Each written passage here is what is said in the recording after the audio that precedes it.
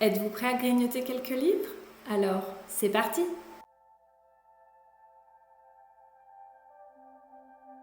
Bonjour et bienvenue sur la chaîne pour une nouvelle vidéo. Aujourd'hui, comme vous avez pu le voir dans le titre, je vais vous faire mon bilan du Flowers Books Challenge. Comme vous le savez, le Flowers Books Challenge est organisé par Camille de la chaîne Madame Errance et il se déroulait du 1er mai au 1er juillet. Toutes les lectures que j'ai faites durant les mois de mai et juin rentrent dans les différentes catégories. Et donc, j'ai lu 10 livres et j'ai 8 catégories à vous présenter. Donc, si tout va bien, j'ai validé mon challenge. Et sur ces 10 livres, nous pouvons rajouter 2 audiobooks. Donc, je pense qu'on est pas mal. Je vais commencer par vous présenter les lectures que j'ai faites courant du mois de mai et vous dire dans quelle catégorie elles peuvent rentrer. Premier roman que je vous présente, il s'agit de Mémoire d'une fourmi de Bernard Werber dans les éditions Albin Michel.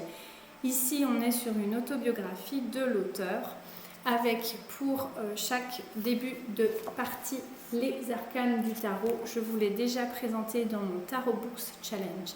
Il rentre également parfaitement dans la catégorie du Flowers Books Challenge. Et donc, au niveau des thèmes abordés, c'est un peu compliqué. On ne parle pas vraiment des thèmes que Camille nous a mis dans le Flower Books Challenge. Par contre, il rentre dans la catégorie du muguet, puisqu'on nous demandait soit un livre blanc, bon, il n'est pas blanc, mais on nous parlait sinon d'un one-shot. On est sur un one-shot. Il rentre dans la catégorie. Deuxième roman que j'ai à vous présenter, il s'agit de Emmeline Carlyle, Le masque de lune de Eva de Kerlan dans les éditions Inceptio. Ce roman peut rentrer dans plusieurs catégories, puisqu'il peut être dans la catégorie de l'aconite pour la couleur bleue et également parce qu'on parle de trahison dedans. C'est cool, il fait les deux, je pense qu'il n'ira pas plus loin. Mais on peut également le mettre dans la catégorie azalée pour le côté amour, puisqu'il y a une romance qui se déroule à l'intérieur. Ensuite, je vous présente le tome 2 d'Aimande de Willan, L'œil de Tolep de Pierre Bottero dans les éditions Rageot Poche. Ce roman, quand je vous l'ai présenté au mois de mai pour les piles à lire des challenges du mois de la fantasy et du Flower Books Challenge, pour le Flower Books Challenge, il rentrait dans quasiment toutes les catégories. C'est toujours le cas, il rentre dans toutes les catégories. Pour la couleur bleue, en effet, majoritairement sur la couverture. Il rentre également dans le Camélia pour la suite de saga, dans Azalée pour le côté amour sincère, puisqu'il y a une romance à l'intérieur sur des personnages qui, pour le coup, plus sincères, je pense, que dans Emmeline Carlyle. Il rentre dans œillet pour le côté good vibes, il rentre dans bouton d'or pour le côté jeunesse évolution, il rentre dans l'iris pour le côté diversité des personnages. Bref, vous pouvez le mettre dans n'importe quelle catégorie, on arrivera toujours à trouver un lien avec. Et c'est la même chose pour le tome 3 d'Aimande de Willan, donc Les tentacules du mal de Pierre Bottero, toujours dans les éditions Rageot Poche. Pareil, il rentre dans toutes les catégories. Bon, pas pour le bleu, parce que le bleu n'est pas vraiment majoritaire sur la couverture, mais il rentre dans le Camélia pour la suite de saga, le côté un peu rouge également. Il rentre dans Azalée pour l'amour, il rentre dans œillet pour le côté good vibes, il rentre dans bouton d'or pour le côté jeunesse évolution, il rentre dans iris pour le côté diversité des personnages. Bref, comme pour l'autre, vous pouvez le caser un peu partout. Nous passons sur la 8e fille, donc le tome 3 des Annales du Disque Monde de Terry Pratchett dans les éditions Pocket. Bon, pareil, celui-là, il rentre un peu partout. Il rentre très bien dans Camélia pour la suite de saga, dans Azalée pour la couleur rose qui est quand même majoritaire sur cette couverture, pour la catégorie œillet pour le côté good vibes, dans la catégorie iris pour la diversité. Bref, C'est comme pour Pierre Bottero, les Terry Pratchett, vous arriverez toujours à les caser dans une catégorie. Ensuite, j'avais lu également sur le mois de mai Angel, le premier tome donc de L.A. Weatherly dans les éditions Gallimard Jeunesse. Alors celui-ci, on peut le mettre également dans plusieurs catégories. On peut le mettre dans le côté bouton d'or pour le côté un peu jeunesse, évolution, parce qu'on est sur quelque chose d'un peu young adulte, mais young adulte que je trouve très young, plus qu'adulte. Également pour la catégorie muguet, pour le livre blanc, il y a quand même une majorité de blanc. Et on peut également le mettre dans Azalée pour le côté amour, même si c'est pas vraiment pour moi un amour sincère à la base, mais il rentre également dans pour ce côté-là. Sur le mois de mai, j'avais également écouté le tome 3 des Brumes de Cendre Lune, qui peut rentrer également dans plusieurs catégories. Je pense qu'on peut le mettre dans l'aconite pour le côté trahison. C'est quelque chose qui était assez récurrent dans la trilogie en général. Le camélia pour la suite de saga. Le Azalée pour un amour sincère. J'ai des doutes, mais à la fin, plus qu'au début en tout cas.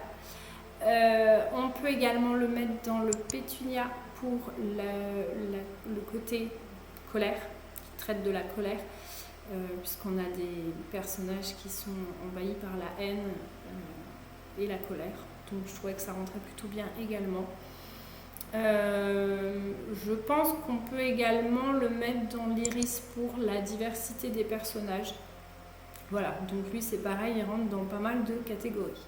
Et sur mes lectures du mois de juin, les romans également rentrent dans plusieurs catégories, sinon c'est pas drôle. Et donc Le silence des carillons de Edward H. Blaise, donc aux éditions Actu SF, peut rentrer dans le bouton d'or pour la couleur jaune en majorité. Il peut également rentrer dans le muguet pour le côté one shot. Ensuite, celui-là, je le montre rapidement, mais je le compte pas comme étant le seul à valider sa catégorie, puisque c'était un très très court roman. Il s'agit de Yvain, d'après Yvain le Chevalier au Lion de Chrétien de Troyes, de Isabelle Wlodarczyk, dans les éditions Amatera. Celui-là, j'en parle très rapidement, je l'ai mis dans le muguet pour le côté one shot, sachant que voilà, il est là plus en supplément, on va dire, dans une catégorie que de le valider lui-même seul, cette catégorie, au vu de la grosseur du roman. Ensuite, j'avais également lu Mage de bataille, le tome 1 de Peter A. Flannery, dans les éditions Le Livre de Poche. Je l'ai mis dans la catégorie Pétunia pour le côté qui traite de la colère, puisque dans ce roman, les personnages ont énormément d'émotions et entre autres de la colère qui nous est transmise. Et d'une très belle façon. Donc je l'ai mis dans cette catégorie-là. Et je l'ai également mis dans la catégorie bouton d'or pour le côté un peu jaune. On a quand même une majorité de jaune sur la couverture. Donc je me suis dit qu'il pouvait également rentrer dans celle-ci. Et j'ai également lu Petit Blanc de Nicolas Cartelet dans les éditions Mu. Alors, lui, je l'ai mis dans Aconite pour le côté trahison, puisque le personnage que l'on suit a une nouvelle vie faite d'alcool, de mensonges et de frustration, et je trouve que mensonge et trahison vont plutôt bien ensemble. Je l'ai également mis dans le Camélia pour le côté rouge. Je l'ai également mis dans le Pétunia pour le côté qui traite de la colère. Notre personnage est un personnage qui est plein de colère et d'émotions, de haine, voilà, donc je trouvais que ça allait plutôt bien également. Je l'ai mis dans l'œillet pour le côté vert. Voilà, comme ça les deux couleurs sont dans une catégorie. Et je l'ai mis dans le muguet pour le côté one shot et en plus pour le jeu de mots petit blanc. Voilà, pour le côté blanc du muguet, je me suis dit que c'était sympa de faire le jeu de mots. Et sur le mois de juin, j'avais écouté en audio Magic Charlie, le tome 1 de Audrey Alouette, qui lui peut aller un peu partout tout également, je dirais dans l'œillet pour le côté good vibes, dans le pétunia pour la colère, mais plus dans les émotions que la colère, le bouton d'or pour le côté jeunesse, évolution, et l'iris pour le côté diversité des personnages. Voilà, donc vous l'aurez compris, les romans que j'ai lus peuvent rentrer dans beaucoup de catégories. Et en tout cas, vu que j'ai lu 10 romans plus 2 audiobooks et qu'il y a 8 catégories, forcément j'en ai plus que de catégories. Donc j'ai validé mon challenge. Youpi, tralala. Faites-moi une ovation, s'il vous plaît. C'est quelque chose d'assez exceptionnel de valider des challenges, surtout avec un rythme de lecture assez bas. Bref, vous l'aurez compris, je suis contente. J'ai pu valider toutes les catégories. C'est plutôt bien. On verra si j'arrive à garder le rythme sur tous les challenges qui se présentent, puisqu'il y en a quand même beaucoup et que j'ai du mal à ne pas essayer de les faire, même si vous le voyez, les piles à lire que j'ai préparées à la base ne sont pas forcément suivies par la suite.